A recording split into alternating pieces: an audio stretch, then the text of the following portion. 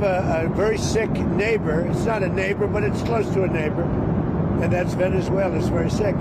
Colombia is very sick too, run by a sick man who likes making cocaine and selling it to the United States, and he's not going to be doing it very long, let me tell you. What does that mean? He's not going to be doing it very long? He's not doing it very long. He has cocaine mills and cocaine factories.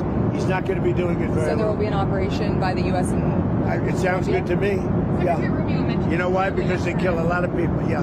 Secretary Rubio mentioned Cuba yesterday in his remarks. Does the U.S. have a plan to do... Well, Cuba always survived because of Venezuela.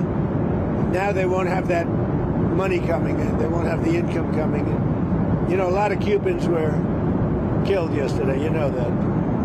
A lot of Cubans were killed. Do you know how many? The bodyguards. No, they're looking, but there was a lot of death on the other side. No death on our side.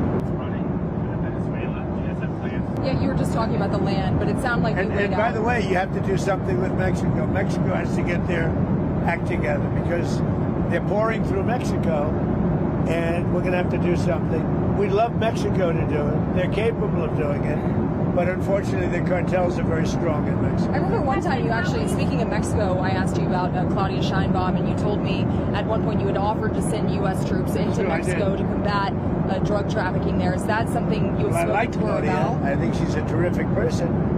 I would say every single time I talk to her, I offered to send troops. And she's just not willing? She's concerned. She's a little afraid. The cartels are running Mexico. Whether you like it or not, it's not nice to say, but the cartels are running Mexico. We've been asked to do it.